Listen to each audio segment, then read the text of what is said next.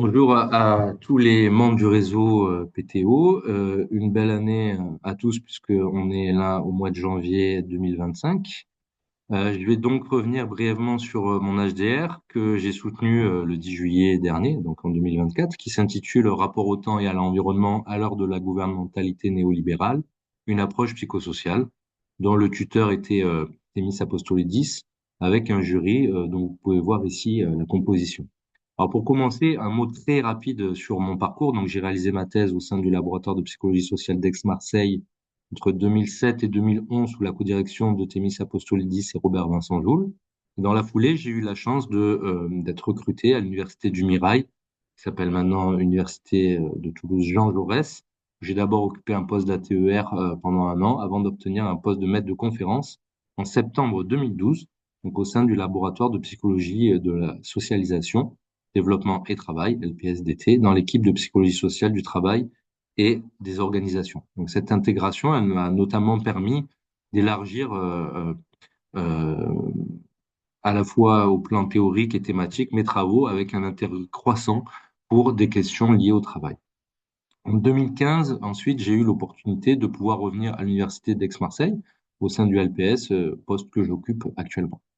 Alors, durant cette période, j'ai eu la chance de pouvoir co-encadrer trois thèses. Donc, la thèse d'abord d'Adeline Calverac sur la perspective temporelle des personnes en situation de précarité d'emploi, co-dirigée avec notre collègue Alexis Leblanc, et qui est au cœur de l'axe de recherche que je vais vous présenter dans cette vidéo.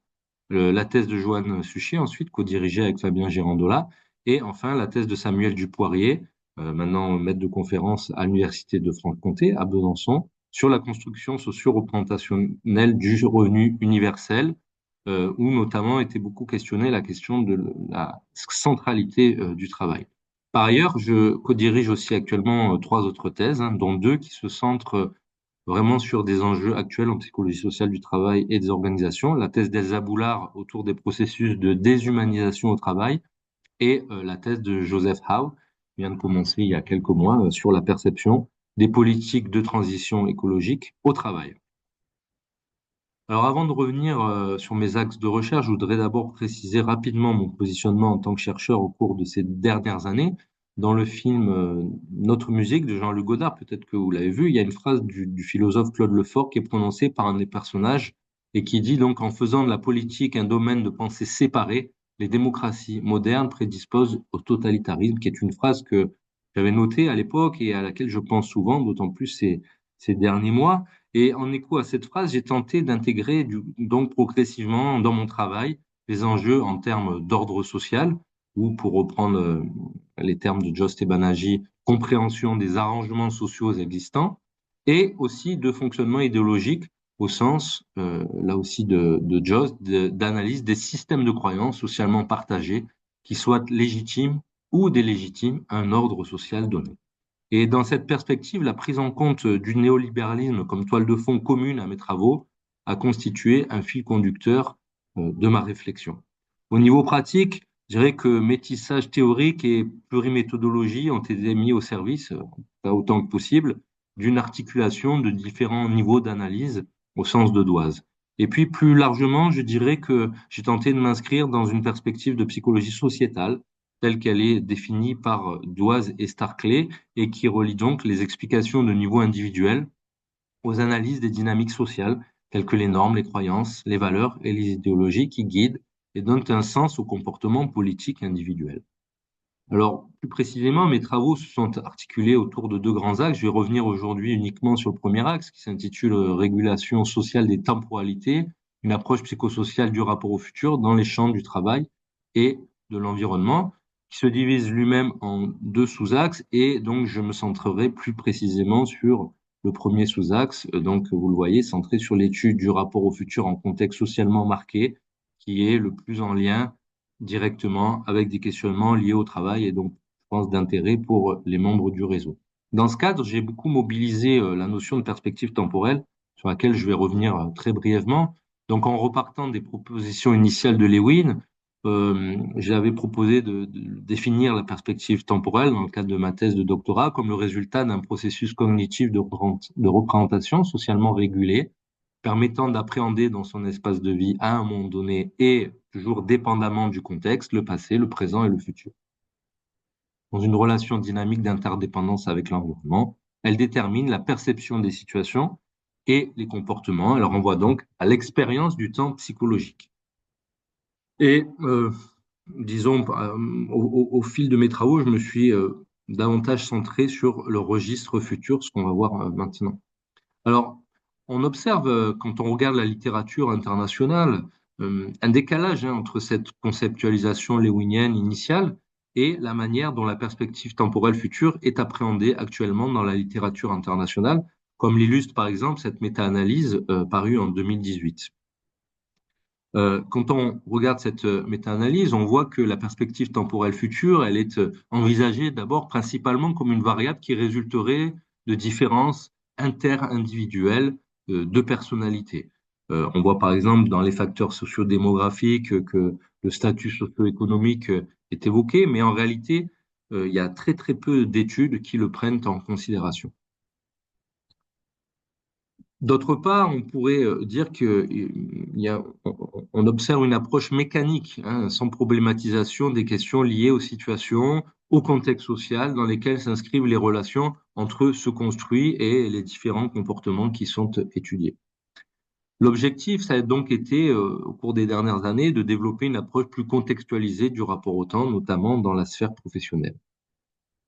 Alors, une illustration hein, de cette volonté, mon premier poste de maître de conférence, comme je l'ai dit, était à Toulouse, dans une équipe de psychologie sociale du travail et des organisations, et c'est dans ce cadre que j'ai initié une opération de recherche autour de l'expérience temporelle des travailleurs intérimaires. Et ce travail s'est essentiellement concrétisé donc par le co-encadrement de la thèse de doctorat d'Adeline Calvérac avec Alexis Leblanc, donc thèse soutenue en 2020. Alors, on a fait dans ce cadre le choix de l'intérim pour plusieurs raisons. D'abord parce que l'intérim fait partie des formes d'emploi qui sont apparues dans les années 70 et qui sont venues remettre en cause l'idée traditionnelle de carrière et qu'on peut qualifier de précaire hein, au sens où il s'agit de situations de privation, de fragilisation, où s'articulent donc l'instabilité des trajectoires, la difficulté d'anticiper l'avenir et la désaffiliation sociale.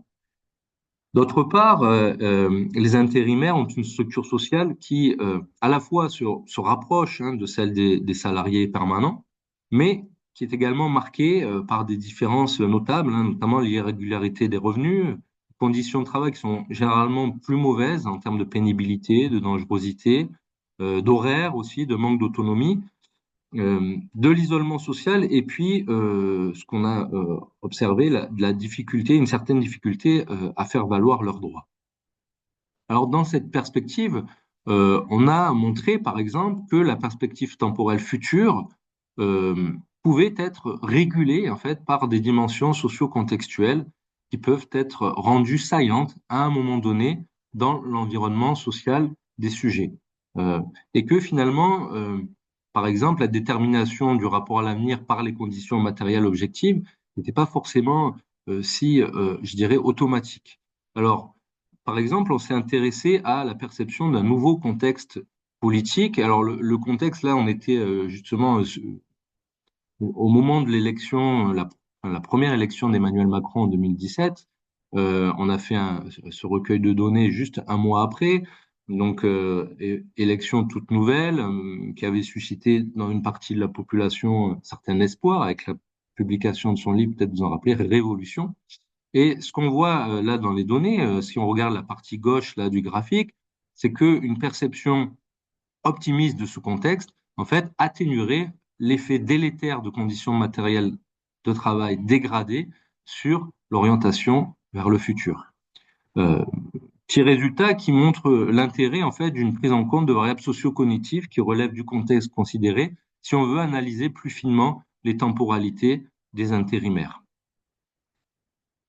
De, cette étude, elle est aussi intéressante parce qu'elle vient souligner, je dirais, les limites d'approche trop statique, hein, du type, voilà, conditions matérielles et puis effet direct sur l'orientation vers le futur. En parallèle, en parcourant la littérature, on s'est aperçu avec Thémis Apostolidis, avec Séverin Guignard aussi, qui a fait sa thèse au LPS, et qui est maintenant maître de conférence à l'université de Franche-Comté, que en fait l'interrogation sur la nature normative de la perspective temporelle future apparaissait en filigrane dans plusieurs travaux, mais qu'elle n'était que peu étudiée et discutée en tant que telle. Et donc on a mobilisé l'approche socio-cognitive des normes sociales pour étudier plus précisément à la fois le caractère normatif du construit psychologique de la perspective temporelle future, notamment tel qu'il est capturé, j'allais dire, par l'échelle ZTP, qui est la plus utilisée dans la littérature, et puis les valeurs sociales qui sont associées à ce construit. Dans une première étude, on a vu, en utilisant le paradigme d'autoprésentation, que les sujets qui donnaient des réponses très orientées vers le futur, pour se faire bien voir dans le cadre d'un recrutement, euh, pour un stage, et inversement que spontanément, ils donnaient des réponses orientées, enfin peu, pas orientées vers le futur pour se faire mal voir. Dans une seconde étude, qui mobilisait cette fois le paradigme des juges, les sujets évaluaient plus favorablement un candidat qui présentait un score élevé de perspective temporelle future, en termes de chances d'être recruté, de réussite professionnelle future et d'utilité sociale. Ces résultats font écho aux réflexions de Michel Foucault sur la gouvernementalité néolibérale qui incite les individus à s'autonomiser, à se responsabiliser en pensant leur existence sous l'angle de la rationalité économique, avec notamment l'anticipation des coûts-bénéfices de leurs choix, des activités de planification, etc. L'idée un peu d'une gestion de leur vie qui serait entrepreneuriale. Par ailleurs, ces résultats font émerger pour nous d'autres questions de recherche future. D'abord, ils ont des implications pour l'insertion des publics précaires, avec le risque, on l'a vu par ailleurs, d'enfermer les bénéficiaires dans des logiques d'exclusion. On avait entamé un travail de terrain il y a quelques années, quand j'étais encore à Toulouse, qui malheureusement s'est interrompu, mais qui doit être repris pour venir questionner donc un certain nombre de dispositifs. Par ailleurs, on peut se poser la question de la valorisation sociale donc de cette orientation vers le futur. Est-ce qu'elle est similaire en fonction de la position sociale qui est occupée par les sujets et puis quid d'autres dimensions aussi du rapport au futur. Voilà, donc j'arrête là cet aperçu très bref hein, d'une partie de mes travaux et je reste évidemment à la disposition des membres du réseau qui souhaiteraient en savoir plus. Je peux mettre le document de synthèse à disposition, des publications aussi, répondre évidemment à toutes vos questions et puis éventuellement pour les collègues qui sont en cours de réalisation de leur HDR, ben, voilà, aussi à disposition pour si vous avez besoin de conseils, d'un retour d'expérience, n'hésitez pas. Au plaisir donc de vous voir très bientôt, donc probablement à Nice, à la PTLF ou dans d'autres circonstances. À bientôt. Au revoir.